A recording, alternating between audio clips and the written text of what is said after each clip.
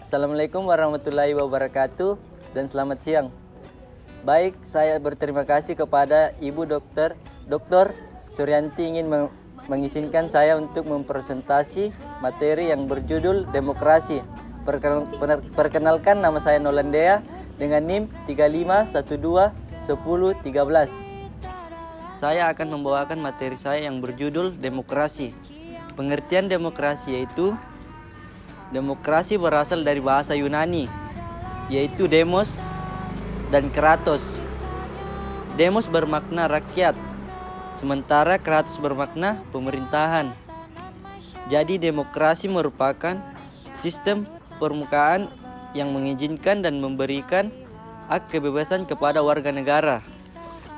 Menurut Aristoteles, yaitu prinsip demokrasi adalah kebebasan karena dengan kebebasanlah setiap warga negara bisa saling berbagi kekuasaan di dalam negaranya.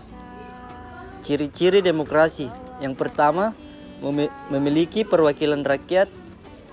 Indonesia memiliki lembaga legislatif bernama DPR yang telah dipilih melalui pemilihan umum. Yang kedua yaitu keputusan berlandaskan aspirasi dan kepentingan warga negara. Yang ketiga merupakan ciri konstitusional, yaitu hukum yang tercipta harus diterapkan dengan seadilnya. Yang keempat menyelenggarakan pemilihan umum. Yang kelima terdapat sistem kepartian.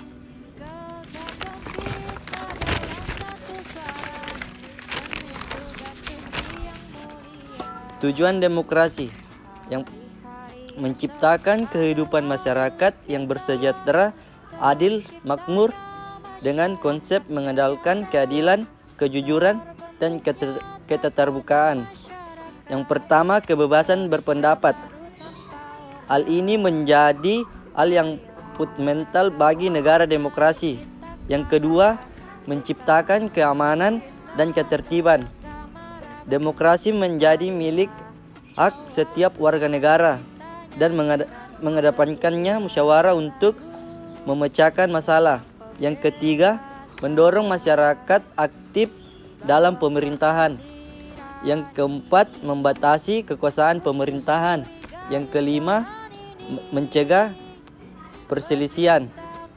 Macam-macam demokrasi.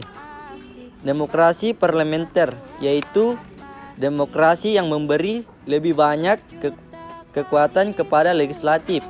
Yang kedua, demokrasi langsung, yaitu jenis demokrasi di mana rakyat telah memiliki kekuasaan secara langsung tanpa perwakilan. Yang ketiga, demokrasi tidak langsung, yaitu demokrasi ini adalah ketika rakyat dapat memilih siapa yang akan mewakili suara mereka di parlemen. Yang keempat, demokrasi Pancasila. Demokrasi Pancasila yang bersumber pada nilai sosial budaya bangsa serta berdasarkan musyawarah atau masyarakat. Yang kelima, demokrasi presidensial, yaitu presiden dipilih secara langsung dan tidak langsung oleh warga negara. Contoh kasus pelanggaran demokrasi yang pernah terjadi di Indonesia. Yang pertama, ketidakstabilan pemimpin nasional, mulai dari era Soekarno sampai Gus Dur. Tidak ada yang kepemimpinannya berakhir dengan bahagia. Semua berakhir dengan tragis, alis diturunkan. Contoh kasus pelanggaran demokrasi yang terjadi di Indonesia. Yang pertama, ketidakstabilan pemimpin nasional mulai dari era Soekarno sampai Gus Dur. Tidak ada yang kepemimpinannya berakhir dengan bahagia. Semua berakhir dengan tragis, alis diturunkan. Ini sebenarnya merupakan dampak dari tidak adanya pendidikan politik bagi masyarakat. Budaya masyarakat Indonesia tentang Pemimpinannya adalah mengharapkan hadirnya Ratu Adil yang akan menyelesaikan semua masalah mereka.